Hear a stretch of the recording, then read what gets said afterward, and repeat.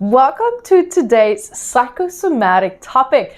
Guys, we're going to be talking about psychosomatic stress behind spinal problems.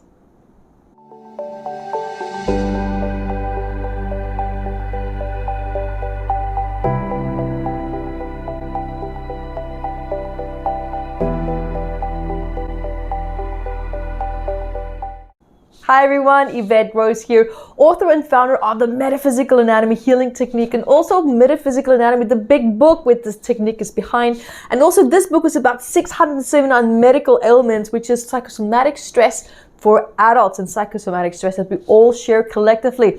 And guys, of course, now I also have psychosomatics of children. I'm so excited. You can also see it's a big book. It's almost the same as the first one. So if you have a child, or if you maybe working with children, or if you just want to find out more about your own childhood, guys, this is going to give you so much in-depth work and knowledge. All my new research is in this book as well. Guys, also don't forget about my free masterclasses that we have on a weekly basis. Go check it out at evetterose.com. So guys, let's dive into today's topic. This one is going to be really, really interesting. So when we look at spinal problems, so here, it's also here in Metaphysical Anatomy. So if you want to have a look there already, there's quite a few pages about this. Now, the spine is long, and every little segment of the spine has a psychosomatic meaning. Now, the type of spinal issue that you have will also greatly affect the psychosomatic message combined that is held in that specific part of the spine. Let's, for example, say that you have a vertebrae that is now, there's a fusion problem there with the vertebrae, that will have its own meaning. If there's now, for example, an issue related to an injury, that will have now a different type of meaning. Let's say, for example, now there's also an injury, maybe you were overexerting something, or it doesn't have to necessarily be as bad as an accident, but maybe like a car accident. It can be something very small, maybe just like the way that you're constantly sitting at an angle on your chair while you are working. So when we look at the spine, that is what keeps you up straight. That is what supports your entire body, including your back. It keeps your lungs up, it keeps your heart, it's a shelter for the heart, it makes everything in alignment. When we also look at the spine, when it starts to develop, especially in the womb, it's a very, very, very sensitive part of your body that is easily programmed with emotional stress. Now, when we look at the spine, that should already be a very big hint for you already.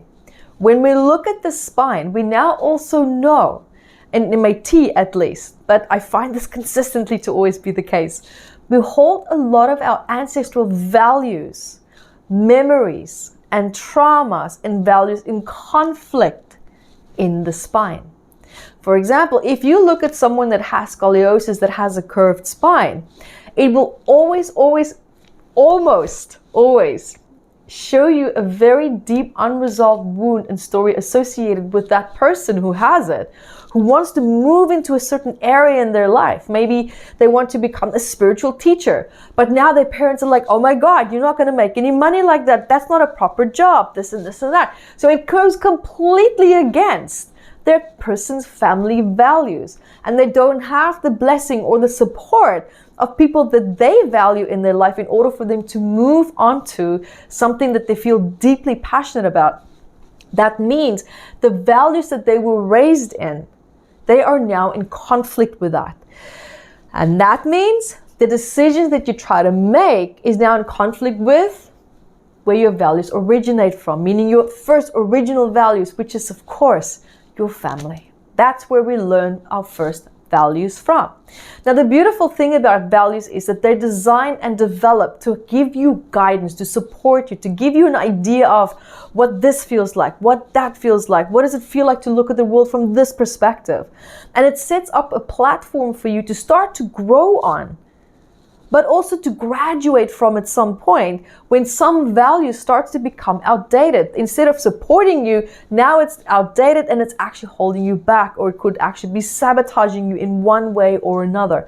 That is why it's always important, and even for me, I'm constantly readjusting my values to observe and see, wow, when I have conflict in my back or my muscles in my back or my shoulders or my neck, I constantly have to reevaluate and see, where am I at in my life? What is happening? When did the pain start?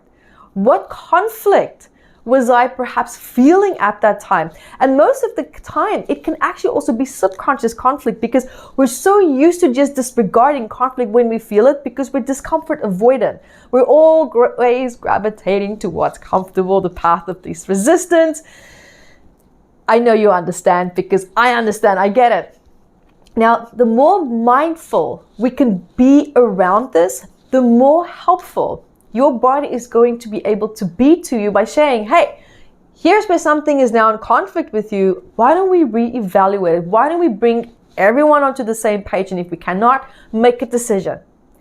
But that's where the pain comes in. That's where the discomfort comes in, because you're not making a decision. You're on the fence.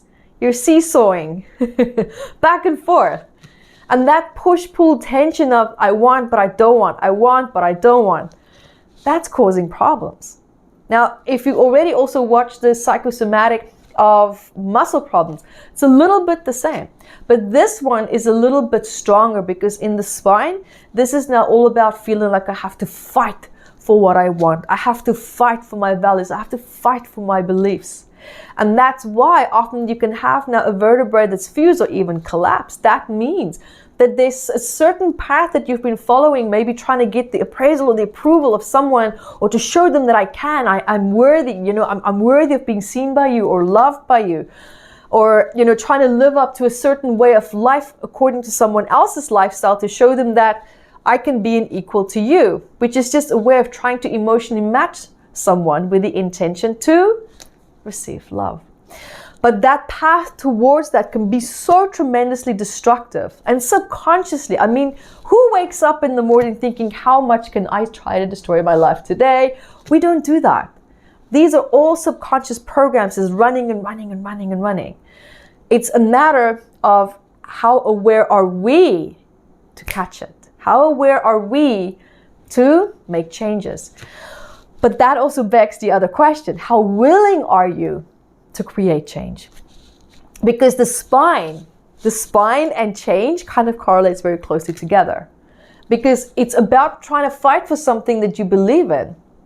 But that also, in order to create what you believe in order to really fully immerse yourself in it, to live it, means that you have to change and adapt in one way or another to be in alignment with that new value or belief that you want to adapt to. Not someone else's. Here's the catch. Not someone else's, but yours.